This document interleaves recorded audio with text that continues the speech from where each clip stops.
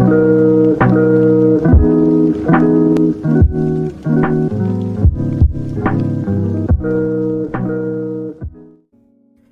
folks, how's it going? RedMaster and welcome back to another Cards and Castles discussion video, an update discussion video, mind you.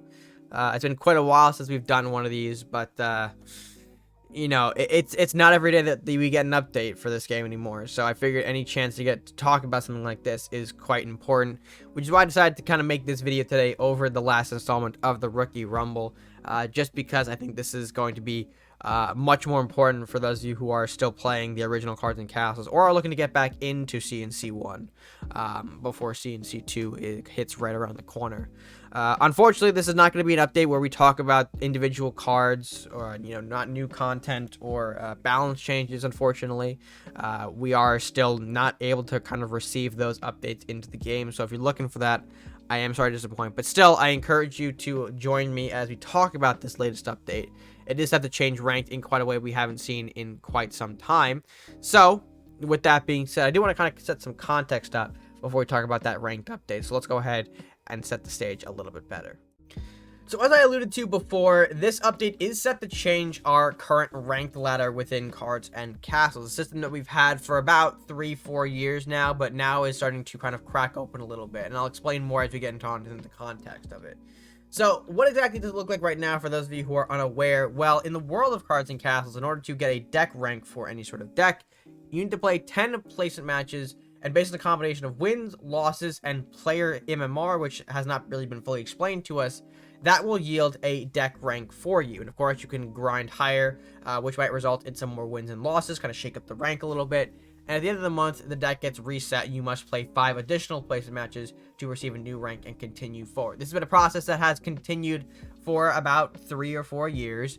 And now, unfortunately, because of how old the system is, we are starting to see players acquire a little bit of star inflation. This is why we needed this update in the first place. If you guys haven't already checked the leaderboards recently, you'll see numbers sitting around 3.4, 3.6, and even 3.8k on the higher ends of the spectrum, and that is a bit of an issue, mainly because of how star gains and losses work. When you grind, sometimes more veteran players are receiving, you know, maybe 10 stars per win and lose over 60 or 70 for a loss, and that sort of has deterred a lot of people from grinding rank to catch up to some of those higher rankings. So when we see players placing 3.4, 3.6, 3.8, it's not a good sign, and it really kind of discourages the lower levels of players from reaching that higher leaderboard slot. Some people have grinded, though. It can be done, but it is quite an arduous process, and one that can be very risky if you're not fully you know, aware of what's going on in the game. Sometimes you can't just casually rank anymore. Sometimes you gotta really take a second and observe what's happening to then properly grind. So it is a mess, I will say. And now that we're cracking that 3.8k mark for some player, well, actually it's a player right now, but I mean, I'm not gonna be surprised if more happen to follow suit later down the line.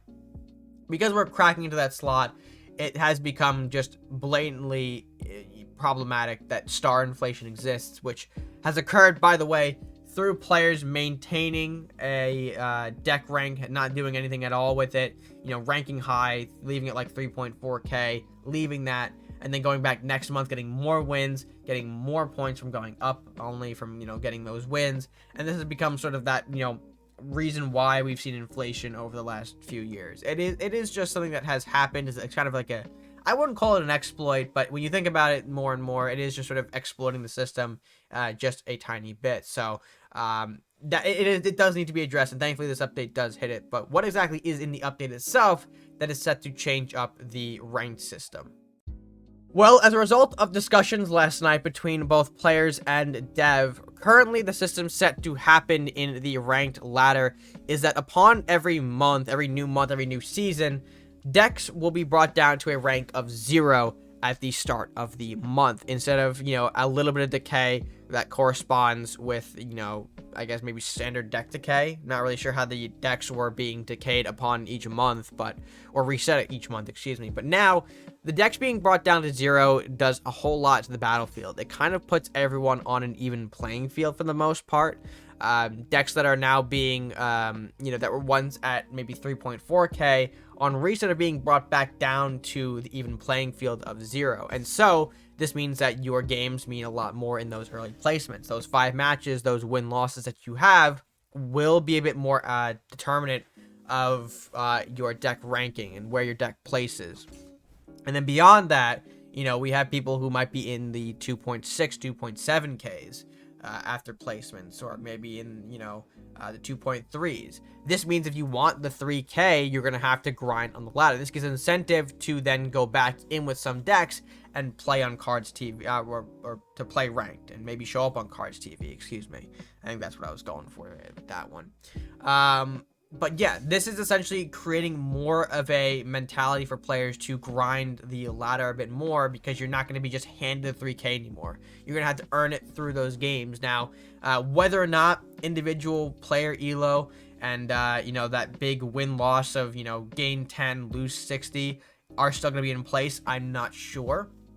We normally, I believe, the big star losses and gains were implemented because, or happened, excuse me, because the ranks were too high on that leaderboard. It was sort of the system's way of balancing people out. So hopefully, if you are grinding the game, the star losses and gains should be a lot better, a bit more even between the board. But again, we're not going to really be seeing these changes till actually about August, from what we've been told here. I'm not sure that's because June is already in place or something like that, or maybe August was the first thing that we could really be seeing these changes happen. But it's set to be very, very interesting for sure.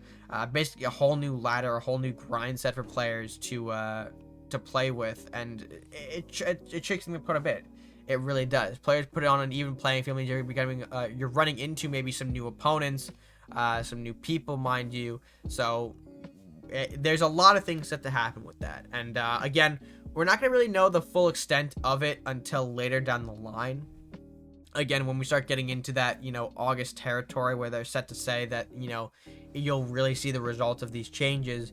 But I still think it's important to talk about it now, because now you can prepare for it. Because there are some things that we need to talk about when it comes to the change itself, what risks are involved, and why it might be important for some of the other people who are not maybe at the higher levels of play. So why does this change matter to players who are already maybe in the 2.7, 2.6K? Well, you now have a much more, a better chance of contending with some of the top leaderboard players. Players that you might have run into before because of the way matchmaking works and because of the player base size. You might have already run into some of these players before, and now, because of that, have a bit of a better chance to catch them in terms of stars. It's set to kind of bring everyone again to that even playing field. So if you were having trouble before with the ranked system, maybe you weren't feeling that the results were correct for you, whatever the case may be, now you have a chance to contend with that player base, and now have a chance to show up on the leaderboard yourself. It's very exciting. But even then, on top of that, again, just being able to see what is out there for players who, again, I might not have run into before if the reset wasn't the way it is, the rank reset wasn't the way it is. It is set to be very, very interesting in a time that I'm very excited to see. But beyond that, I think that I do want to mention a certain thing that might have been overlooked, or maybe briefly touched up on when we were in these discussions, excuse me. And that is the fact that at worst we could be seeing some server crashes, and at best we might be seeing some deck wipes as a result of these changes being implemented in the system. Again, we're working in an old environment, an old architecture, if you will, with this game. So things might not be going exactly smoothly as we want them to. So because of that, be aware that you might want to archive some of your decks for later. In case deck wipes do happen, you need to rebuild those decks. You don't want to just lose them out into the void. Oh, what did I have in here? Did I have this or did I have that? You want to be able to know what your decks were like before the change happened. So please be sure to be over the next few months, catalog those decks, archive them for later use. So that way, in case these changes do go south, you're a little bit better prepared than most players would be. So, although again, that was sort of our warning that we got here, as what and doing this in an untested system looks like, because again, the game is very old. It is set to be it is just an old game, so things happen. But overall, that is what I wanted to talk about today, folks. A kind of brief update video, and one that I think is a bit important to talk about for sure.